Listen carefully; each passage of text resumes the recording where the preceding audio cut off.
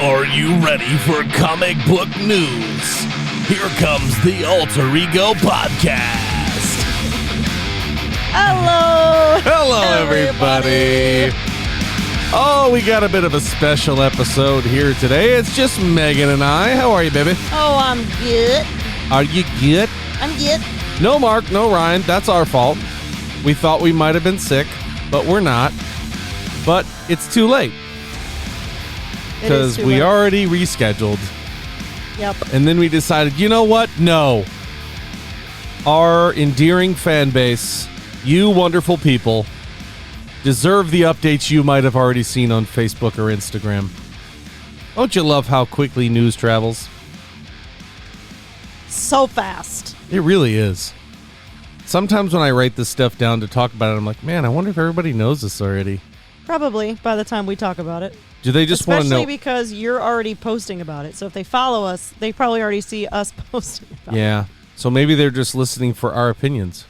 Which is fine because we have great opinions. Me especially. Yeah. Well, I don't know. This is very unique. You and I have never recorded just you and I before. Yeah.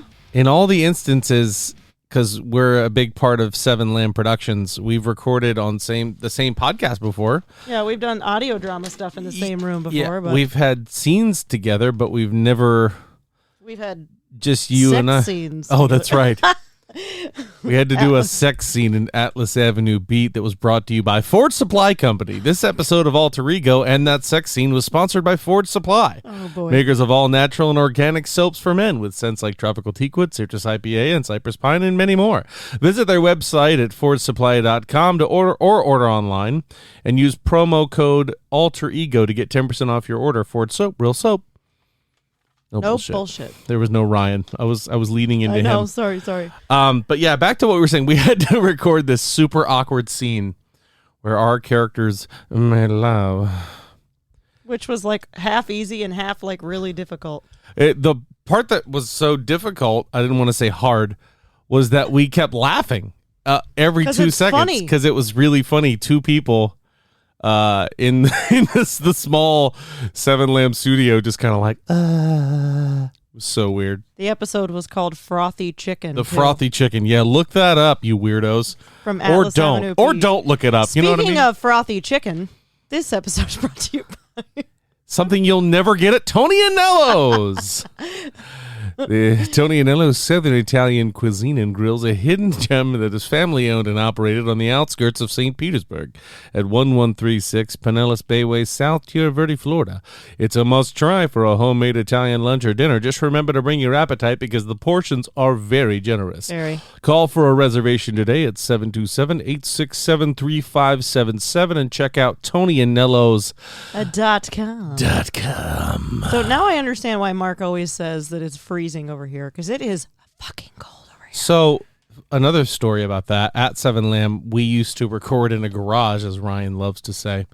It's essentially a converted garage that Robert has soundproofed, and it looks amazing, and I'm feeling his woes now because I'm trying to soundproof this closet, and it's not going really well. We'll get there. And it used to get hot as hell because he had a wall unit in there. But if you run the wall unit, everybody, Yep. The whole neighborhood can hear it. So now we're in our wonderful, comfortable family room recording, and there is no shortage of air conditioning. So Mark, who complained all the time, actually sits under the vent now. So now he shows up and he's like, "It's really cold. Can we hurry it up?" Yeah, I'm literally sitting on the opposite side of the table so that we could sit across from each other because it only makes sense. Yeah. And I'm freezing to death. Yeah, sitting next to each other might be weird, I guess. Yeah, because we're married and ew. Well, cooties. Not that. Just the whole having a conversation with somebody who's right next to you while you're talking into a microphone is kind of awkward. Yeah. But we just got a little bit of news. Not a ton of stuff to talk about today. But what's there is good. It was noteworthy. I didn't want to wait 2 weeks to bring this stuff in. So I figured, why not? Let's jump in. Let's talk about it. You guys love Megan and I just as much as you do Ryan and Mark, right? Right? I mean, I'd hope so. Good. They do. Yeah, and the first thing on my list is this ongoing situation happening at Blizzard Activision. This is an interesting one. Well, interesting in a sense that if you're a fan of Blizzard, you've got to be super frustrated. Yeah, it's kind of disheartening. Yeah. The ethics there just kind of dig you deep. Yeah, it's like games that you've been playing forever that you've loved, that have been just a staple in your life, and all of a sudden you got these mixed feelings, and all these higher-ups are starting to jump ship.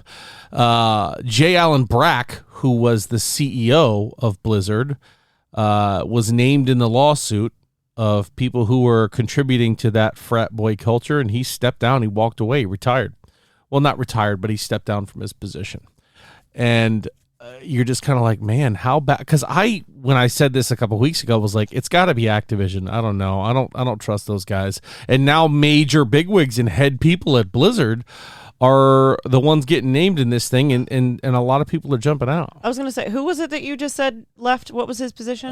He was the CEO of Blizzard. But he left on his own terms, right? Correct. Okay, so I was going to say, it always makes me wonder in these circumstances, like, are they leaving on their own terms, or are they leaving because they're afraid of what's going to come out? Or is it a leave or we're going to fire you situation? Right, that's what I mean. Like, are they kind of being, like, silently forced out, like it's not like a public thing, or are they leaving because they're disgraced with the company that they're working for? Because sometimes, I mean, I'm kind of, morals and ethics is important to me, so like those are the type of moments that I'm like, that's a little heroic, I like that. But then you always wonder, it's like, yeah, the CEO, like, well, when you're publicly named in the lawsuit for contributing to such horrific behavior and in some of this detailed behavior, as we've said before, somebody has lost their life. I mean, they took their own life, but it was a result of being bullied at their workplace, which, let's think about it like this too. You're with your work folks, your associates, more than you are with your family in certain situations. Maybe not so much anymore if you're working from home. But me, personally, I spend more time at work with my employees and my peers than I do here with my kids. I'd say just in more direct, intimate type conversations, because when you're home, you spend time with yourself, or you're cooking, or you're, cleaning, X, Y, and Z. Yeah, so this guy being named... it had to just be super awkward. No matter what capacity he's named in, he's tied to that thing, to that lawsuit. So walking the halls and talking to people and getting them to... It's like the Scarlet Letter. Yeah, respect you and take you seriously has got to be a difficult task. Yeah. So he has jumped down. They have named co-CEOs. Two people have jumped up to take that role themselves. First of all is Jen O'Neill, who is the series senior lead for Diablo. Okay. My most likely my favorite franchise in Blizzard. I've never much been a PC guy to be able to get into Warcraft like a lot of people have. And she's also one of the senior leaders on Overwatch. Okay. So she is big games, big games big games that she have knows what's up. Been affected in a big way. Yeah. And Mike Ybarra, Ybarra, who is from Xbox, who was with Xbox for quite some time, and now he's been overseeing Blizzard.net, which not only is all their updates and stuff, but it does the forums and the communication with the community and all that kind of stuff. Okay, so these weren't placed from within. These are people that came from... Well, it sounds like she is from within. Yeah.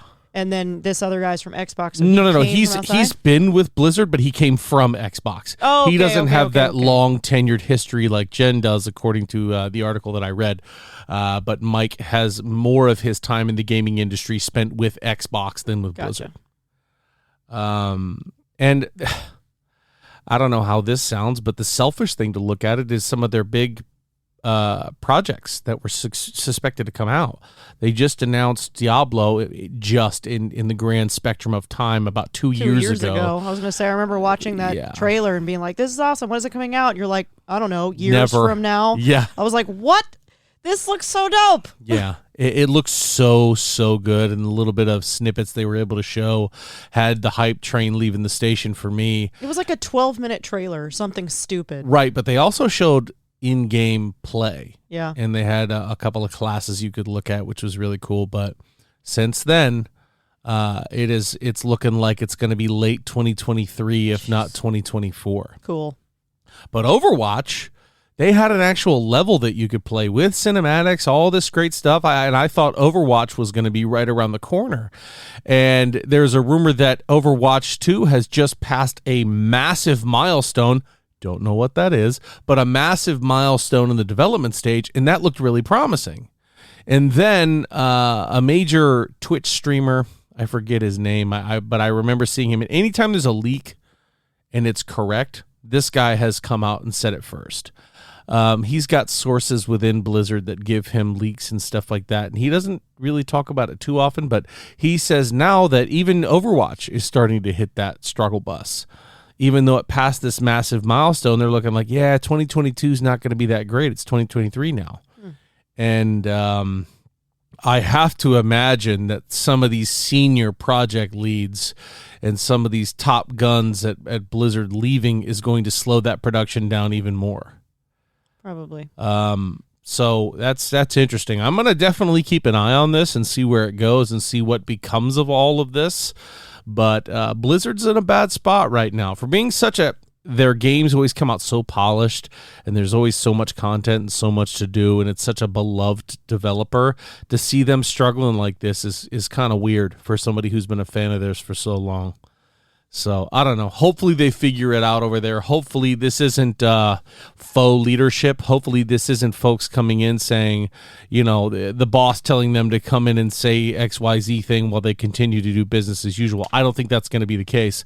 They also just lost a senior developer who's one of their community partners manager. She led all the corporate partnerships with Blizzard, and she walked away too. But yeah, I forget her name, but she stepped away. She was not named. This is one of those. I'm sure she's tired of hearing from all the corporate partners that want to know on a daily basis what the status is. Yeah, I don't know, but that's what I got for video games. I wish I had more stuff. I wish I had some stuff to review.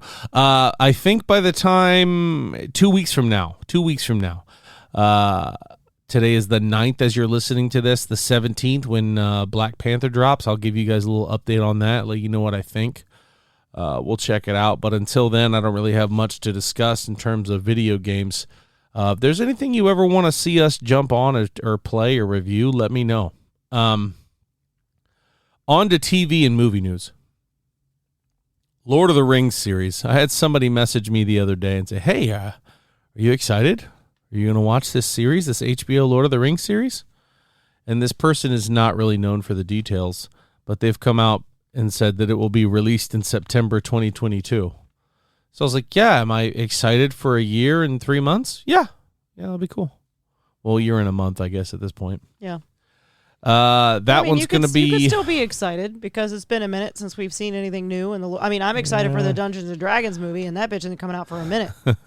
And I don't know if this is going to be from Tolkien or if this is original content for Lord of the Rings. I want to think I heard that it's coming from one of the source books. I was going to say, I think it's in the same realm, isn't it? It's all in the same realm, same area, same literally, map. I mean, as far as storyline goes, is what I meant by realm. But we're not seeing anybody we know. No. Yeah, it's like it's happening at the same time, but with different people or something like that. I can't really remember. Right. Somebody's gonna be yelling at the radio when listening to us. Don't yell at your radio, or your smartphone, or your computer, or your TV. Yeah, whatever. Just listen and be happy. It will one day rule us all. Mandalorian season 3 is going to start filming very soon. Okay. Because they just wrapped on the Book of Boba Fett, which means we'll probably see a trailer pretty soon. Speaking of that, sorry, it's at nighttime and I'm getting sleepy. Just so everyone knows, Meagan goes to sleep at 6:30 every night. That's not true. I forgot what I was going to say. Oh, we were watching The Bad Batch there for a while, and we turned it off. That's still going. Not intentionally. We haven't picked it back up. Right, and it has actually been renewed for season 2, and I can't imagine it's doing poorly. Yeah, it's not a bad little show. It's one of those that it's not The Mandalorian to where it catches you and captivates you as us. It might for others, but I mean, it didn't do that for us so far. So I mean, it'll definitely be something we go back and watch. I also imagine it's going to be an ongoing series. Yeah. I don't think it's going to be one of these one and dones like some of these series have been coming out. I think this one intends to keep going. But Mandalorian soon. What's Disney soon? What's Jon Favreau soon? You know, Does that mean the beginning of 2022? That would be cool. Yeah, maybe. I mean, I'd be if interested. they're beginning film, I would say it's probably closer to early fall next year. Yeah. Is kind of isn't that when they first released the first season of Mandalorian, and then the second season was released in a January setting. So I mean, I think it was like a year and change later. So they're probably on a good year and a half chain. Later. I'm so glad you remember because I never know when. Honestly, it could be completely off base, but for some reason, I feel like Mandalorian came out like around this time. Yeah. Originally. I don't know. It's a fantastic show. I really love. We talked about it pretty early on when we started Alter Ego. That's why that's why I'm thinking that maybe. Yeah, I don't know. Yeah, I don't know. Doesn't Who knows? matter. Who cares? Doesn't matter. You Soon. can Google it. Yeah, soon. Soon. So, real quick, we talked about Ghostbusters last week, and I remember saying this off the microphone. Maybe I said it on that. I remember seeing the dogs from Ghostbusters 1, the Keymaster and the Gatekeeper. It's been leaked or rumored that Gozer the Destroyer from the first Ghostbusters movie is actually going to be the villain in this one. And I want to recall, it was one of those, every so many years this thing happens, this phenomenon. Mm-hmm. And I don't remember what that is off the top of my head, but is that the thing, do you think? Is that going to be that it's just Gozer's time to come back around and they need the new crew to take care of it? Because maybe that's that generationally. Right. That's that quote from Winston that maybe we've been so busy lately because the dead have been rising from the grave and they start seeing the fault lines or whatever happen and the more ghosts, I don't know, we shall see. I just give me Dan Aykroyd, please and thank you. But here's something interesting. A live action TMNT movie. How does that grab I you? immediately think of Vanilla Ice for some reason. Ninja, rap, ninja. No, we're not doing that. Ninja, go ninja, go. I just like that dance comes to my mind. Why would that movie come to your mind with Inkem and Razor? That's the last, that's our first, that's their first appearance as a quote live action. That's incorrect. The first movie is when they fight Shredder. Well, I meant that on series, the rooftop. like not that first movie, but like that's the only time has been that series, hasn't it? What? No, they have two movies of live action. I know, but before the one with Megan Fox. I know. That's what I'm saying. Those two movies are a number one and number two thing. I try to forget number two of that one. It doesn't matter. Number one is the best Ninja Turtles movie that's ever been made. You guys can. That's our childhood live action Ninja Turtles movie. That's why I think of it. I'd love to see the prosthetics like that. I'd love to see it. Although it would be hard to make it look good and not look corny, especially with the way technology is today. I highly doubt we get it, but it would be cool. Yeah. How are they going to differ from the Megan Fox situation? It's going to be a whole. I bet you this is going to be a reboot. But it landed one of the guys from Saturday Night Live. He and his brother are going to be the ones writing this movie. Forgive me, I can't remember his name off the top of my head. All I remember is he's a really funny dude. And I can't think of it, but I'm going to look on our Instagram real quick. Hold on a second. Let's Google it. It's worth a Google, It's worth a Google.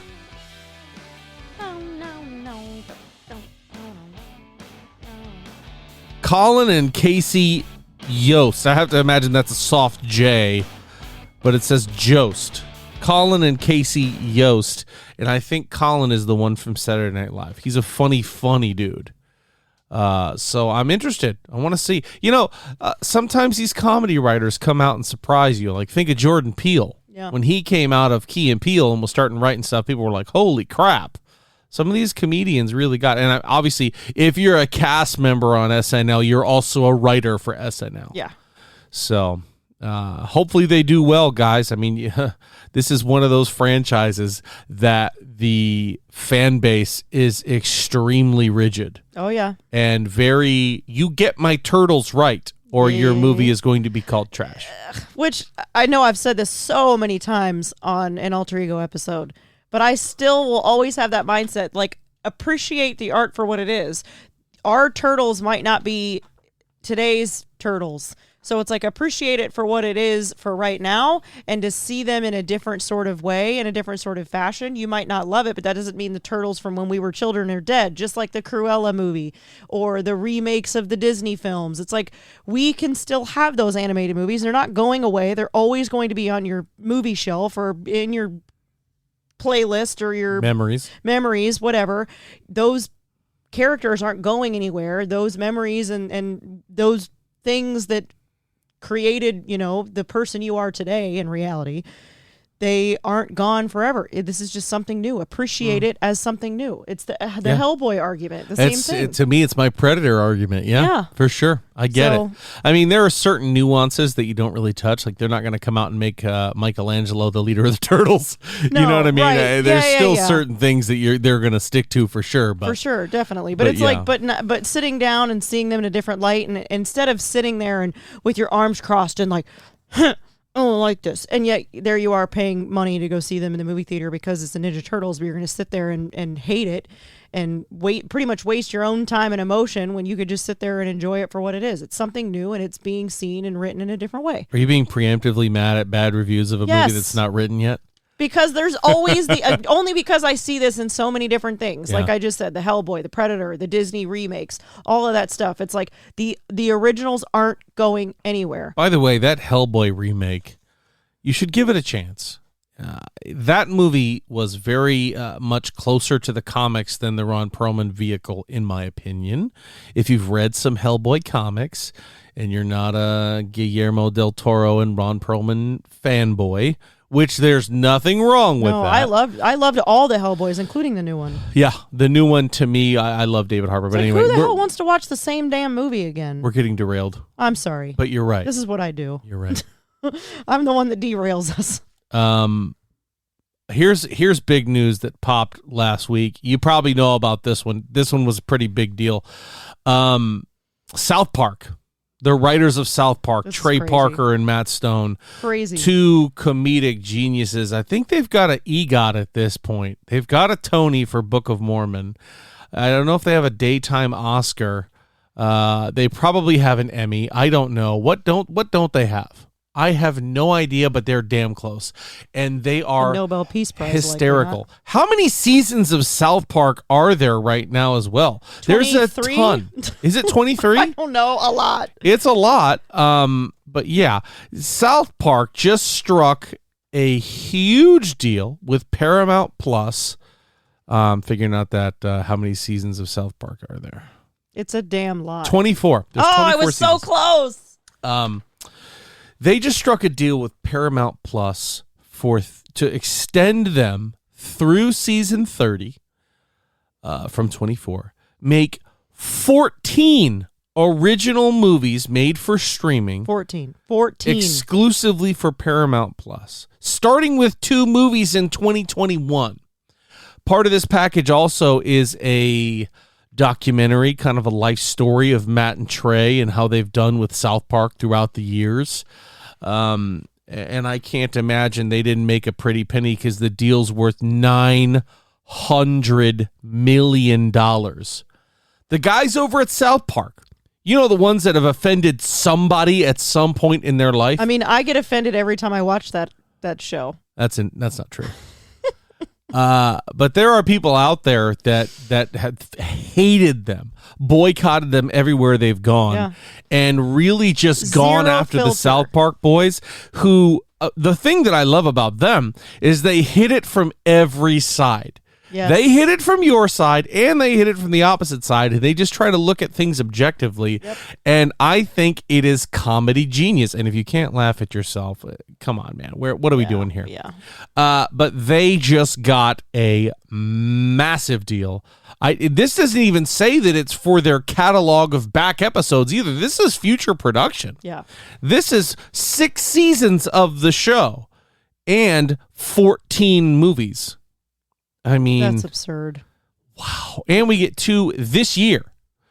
Now, we got 5 days to air is the old documentary that they have. They turn stuff out in no time. Yeah. And that's one of the things that's made them so good is they can stay up on current events and hit them as they come out. Yeah, like I'm sure we'll have an Olympic episode if we don't already. Oh boy.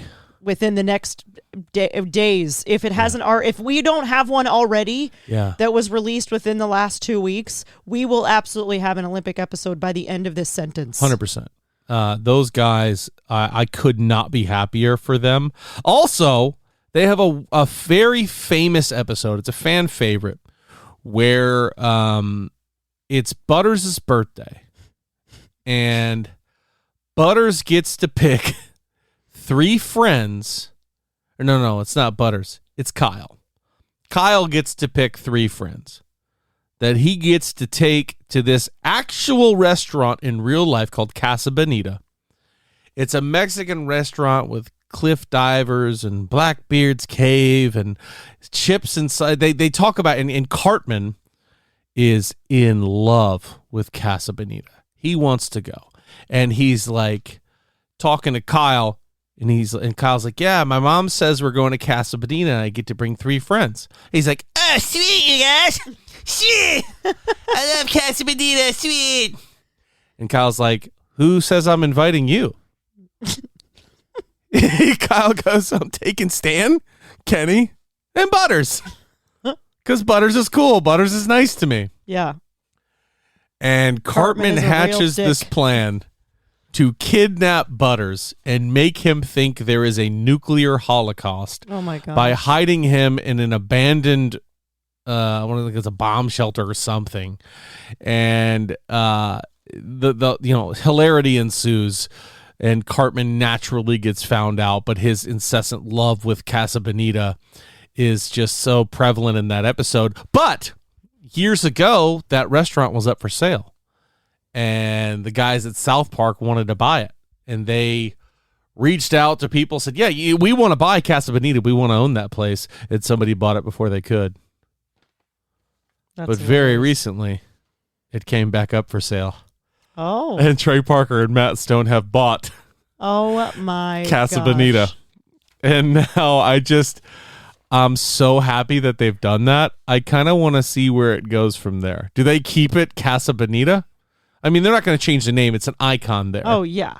But is there subtle notes or they're nods to South Park? Be. Is there a Cartman item on the menu now? Yes. I mean, I would. Yes. I don't know if they would, but me personally, I'm just so excited South Park is here to stay. It's going to be great. Oh, I don't have any DC news this week. Let's take a quick break. Then we're going to jump into the little bit of Marvel and we'll be good to go. But there's no DC. But I will say this: Meagan and I had a chance to watch Suicide Squad. Which was done. Which will be the subject of next week's. So good. You know how we'll do. We're going to tell you we don't do spoilers. We'll talk for like 30 seconds and then go, all right, we're spoiling it. But God, it was so good. God, it was real good. And I don't want to say any more. Let's go to a quick commercial break, and we'll be right back with some Marvel news. Stick with us. And we're back, ladies and gentlemen, the Alter Ego Podcast. Jack and Meagan here. Getting ready to get into a little bit of Marvel news. Thank you for listening to those ads. If you did, we really appreciate it. It helps us out so much. Can't believe I'm about to say this, but I love you guys. I love you. Thank you. Marvel news. Let's get into it, shall we? Let's go over the schedule for 2021. I saw this, posted it. I just got hyped, okay? And if I was hyped, I wanted to share my hype with you. Can't wait. August 11th, couple days from now, Wednesday, What If?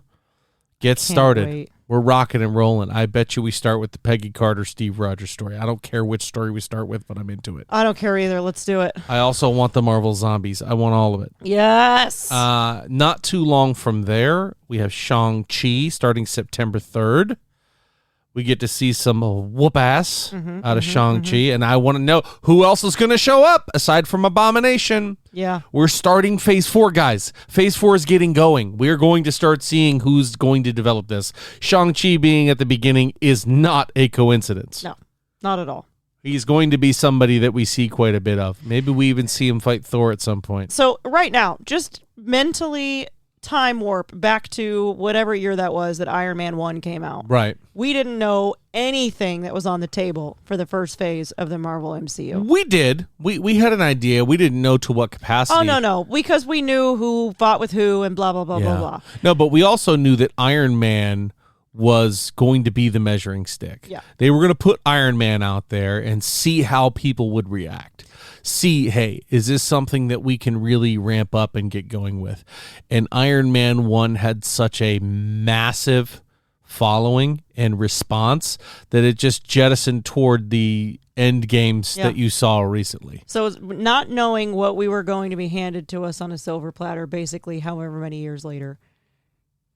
That's the same place we're at right now, only maybe worse or better. Yeah. Depending on how you're looking at it. Because we're entering a realm of the unknown, I feel like, at this point. I think it's fair to call it the realm of the lesser known, right?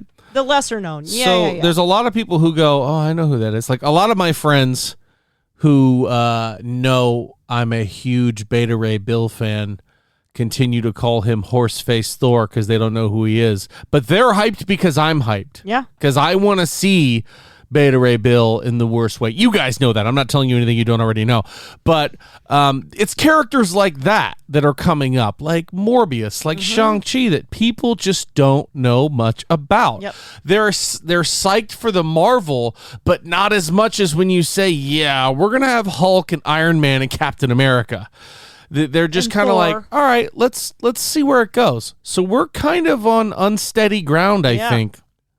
But yeah, just we're going into a very different yet similar mental essence of Iron Man 1. Yeah. And the absolute visual mind fuck that we were put through for however many years that entire thing turned into Endgame. So think about it like this too, like Black Widow maybe is the kickoff of all of this, although Spider-Man Far From Home was essentially the end. Mm-hmm. So Black Widow kicked this off. But number 2 is Shang-Chi.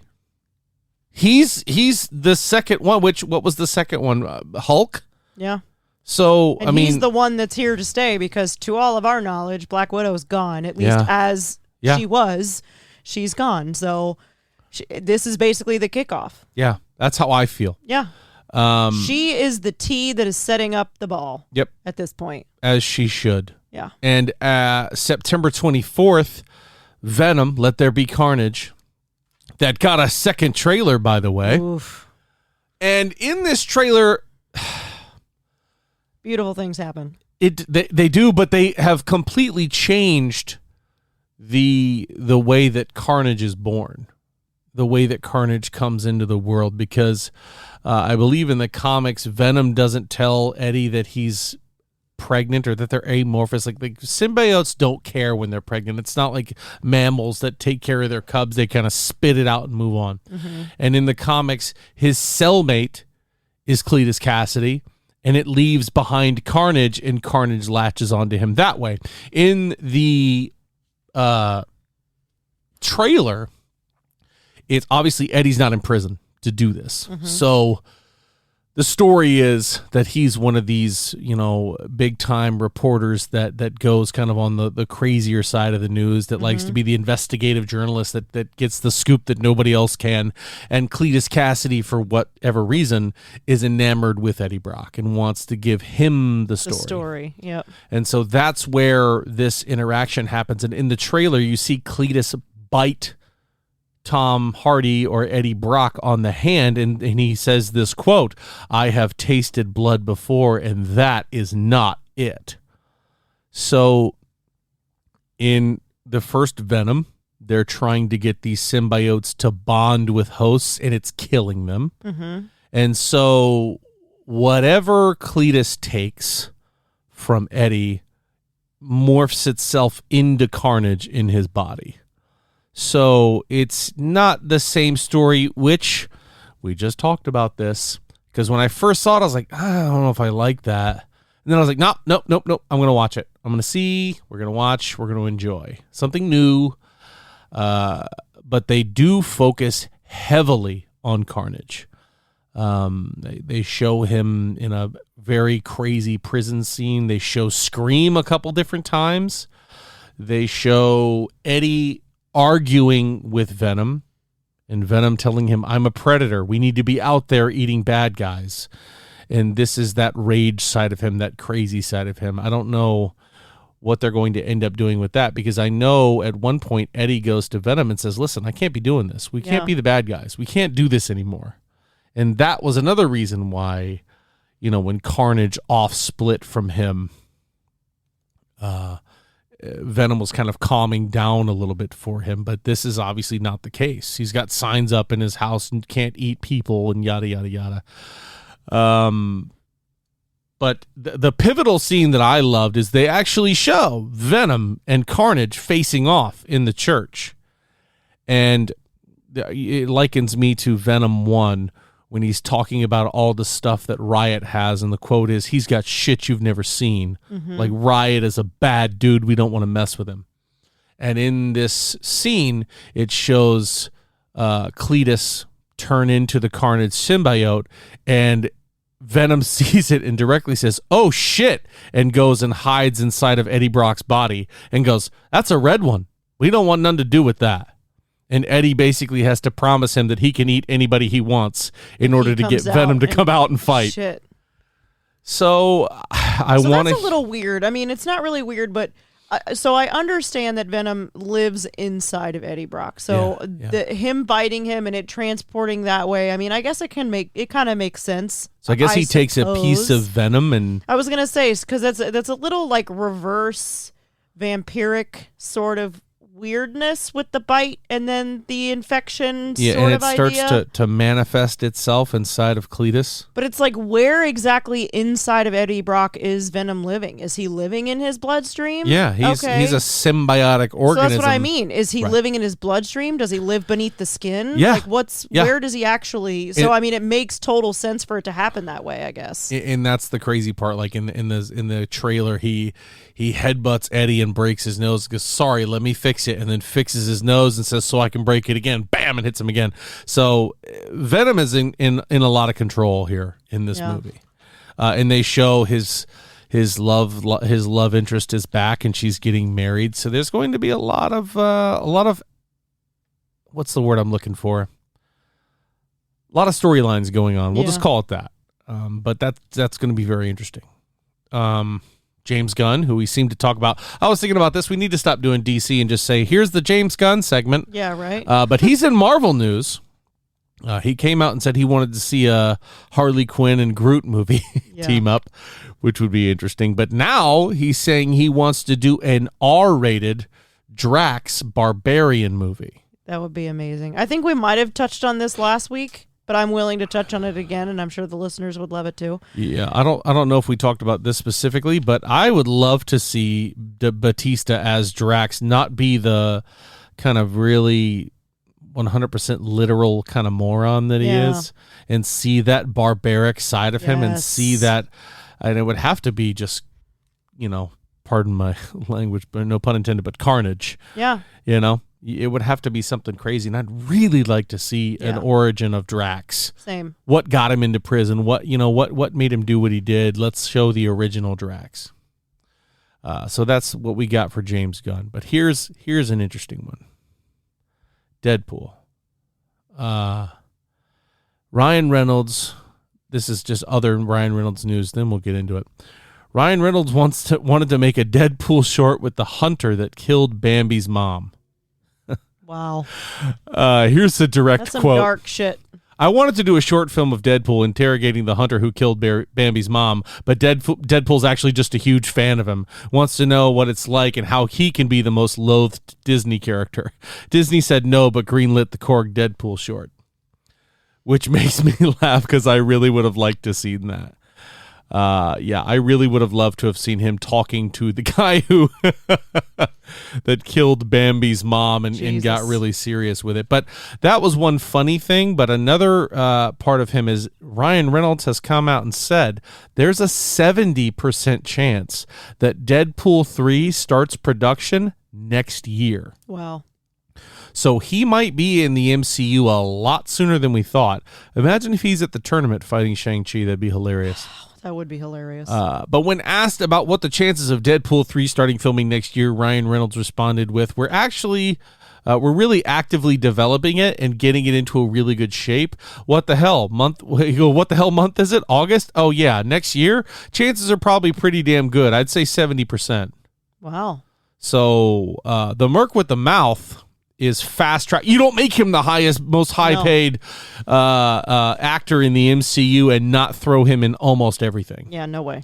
And geez, that's I'm sitting here thinking about, we're talking about cornerstones moving forward. Deadpool is probably going to be one. I don't see him being a serious lead because I don't think he can carry all those characters in an entire phase by himself as Deadpool. Mm-hmm. But it would be really interesting to see him.